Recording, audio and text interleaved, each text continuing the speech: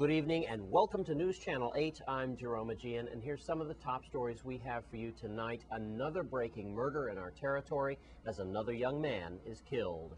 Two of the governor's commissioners calls it quits, and King Derby calls on parents and senators to do more for their children. These stories and more up next on News Channel 8.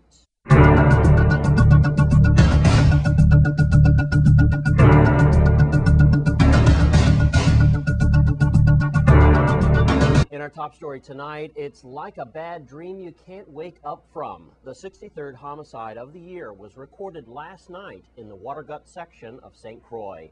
News Channel 8's Wes Small has the story of another young man who won't see the new year. Thanks a lot, Jerome. Sadly, we have now our 63rd homicide to report as we come into the new year. Let me tell you what's going on. Here's Watergut right here, right? We all know that, the Watergut houses. Seaplane down that way, of course, and the shanty.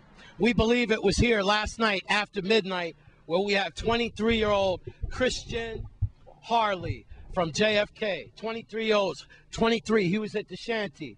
Then somebody accosted him. We believe that he ran from the shanty with people chasing him all the way down here because we got a blood trail from the shanty all the way down here. Now, watch this as the cameraman turns around. You still got trails of blood here as Christian Hurley ran for his life. But man, these guys were really serious. They really mean to execute him. Christian Hurley made it to right here on Prince Street. And this was his, you see some of the blood trails still. Here's his final resting place here. And you see that dark spotches of blood.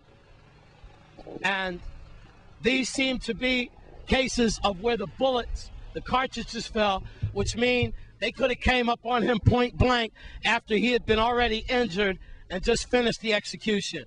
We have word on the street that he was possibly hit 6 to 10 times. Let's go to Melody Rames, VIPD, Public Information Officer, with more on this violent crime. Police on St. Croix are investigating the murder of 23-year-old Christian Harley, who was killed by gunfire minutes before midnight on Tuesday, December 28th. Police were dispatched to Prince Street in Christiansted to investigate a call of shots fired. When they arrived in the area, they encountered a male, later identified by family members as Harley, lying in the street with several gunshot wounds to his body. Emergency medical technicians arrived on the scene and transported the victim to the Governor Juan F. Louis Hospital, where he later died from his wounds. Major Crime and Investigation Bureau detectives are actively investigating this case and urge anyone in the public to inform the police if they know anything about this case. If you have any information, please call detectives at 712-6075, 712-6077, 712-6037, or you can call Crime Stoppers USVI at 1-800-222-TIPS. So if you're just joining us, there you can see the blood still fresh and shiny.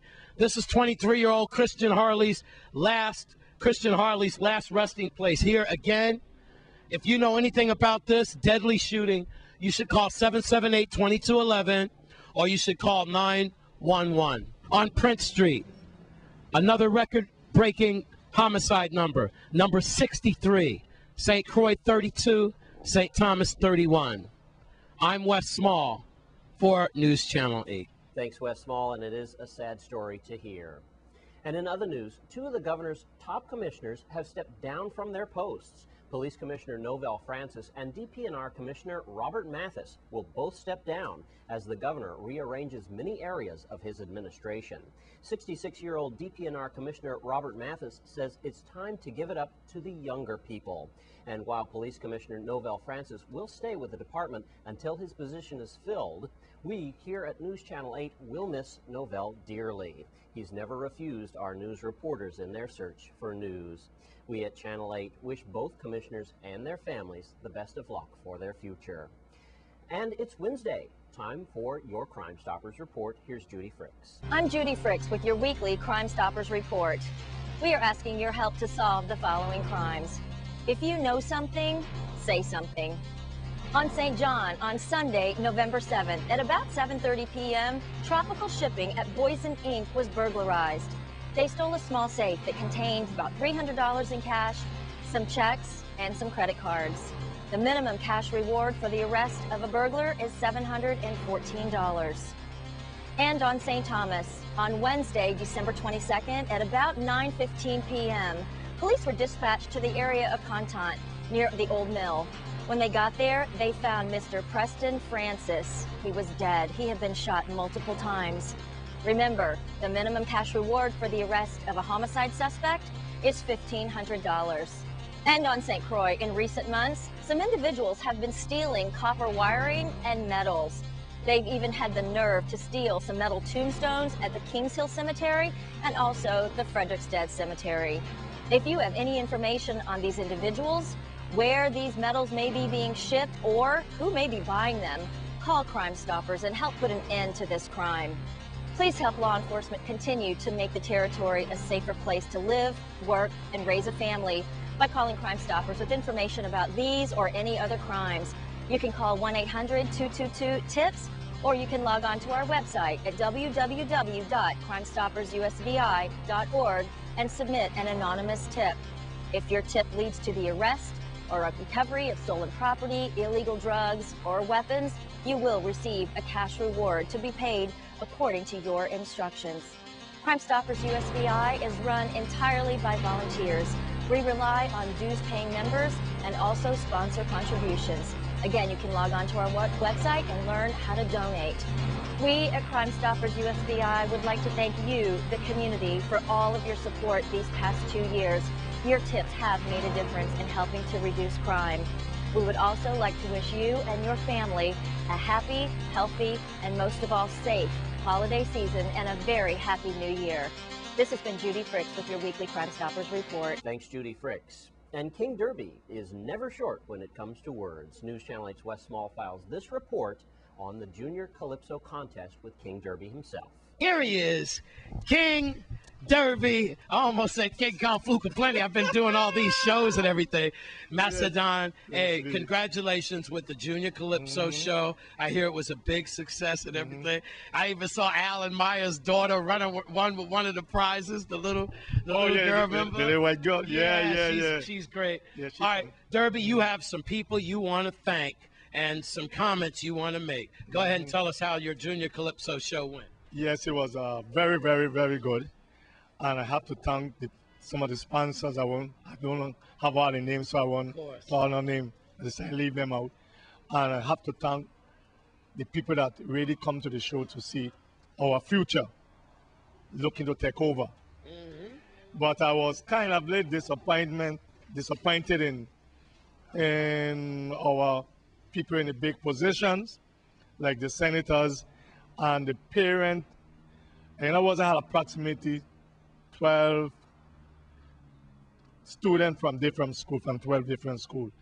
And I feel that Island Censor should be sold out. If all these teachers and parents will come to see their children take place. I mean, to see them perform. And it bothered me, you know. Then we're talking around election time, you're hearing everybody talking. The youth is the future and this is the future. The same guy that they want to kill me for and want to bury me for, Governor D. Young, he was there before it started. Sit in the front and remain until it's finished. I mean, it bleed me to know that up to about I had to bring 2 kids, take my transportation and bring them. Parents didn't show up. And I mean, that is really a shame. It hurt me. I said before, I've had kids that win competition and parents are not there. And that concerns you more about the absence of the senators, doesn't it? How many senators were there? Well, we had 2 senators, governor and lieutenant governor. Donna Green couldn't make it because she had a problem with the snow, but she sent a representative. Yes. Bassinger had the flu. Those are the 4 that come every year. Yeah. After that, we had nobody else. Yeah. Only 2 show up. Well, you know, it's like Koo Francis says, the Sports 411 guy. When there's more kids on the field at the Little League games than parents in the stands, now we know why our murder rate is what it is. Now we know why the illiteracy is what it is. the pregnancy rate, and everything else that goes wrong with our children because you simply don't care about your kids. I've never missed a Little League game with Jamie. The only time I did, I had to be on the radio, and I was really mad at the boss for that. I never miss my son's game, and you shouldn't miss yours either. Well, Derby, you want to wrap it up because I know you're looking forward to another year, and if people want to get involved with the Junior Calypsonians, how can they do that? Well, they can contact me at 277-9921. And I'm based down at Unity Rivera School. You always find Derby. You must find me down there. That's the base. That's the home of the Weed and Seed Calypso Inc. program take place there. All right. And I gotta ask you, because I'm running out of time. I know you're going to do some hot licks for festival for coming up. You smiling. Any of these senators that didn't make the show, can we look forward to hearing a little something about them? Yes, we're going to hear it. Yes, they must hear it. And I'm going to make sure I put it on the criminal stations, so they must play it. And you know I'm going to break it to you as soon as it comes out. You got my DVD, right? My CD ready. Yes, I'm ready for you. I love this man. You senators that didn't show up at the Junior Calypso, it's your time to shine. Happy New Year, everybody. With King Derby, we'll get an update later on. With King Derby, I'm Wes Small for News Channel 8. Thanks for that report, Wes and King Derby. And when we come back from this break, we'll take a look at your Caribbean report. Stay with us.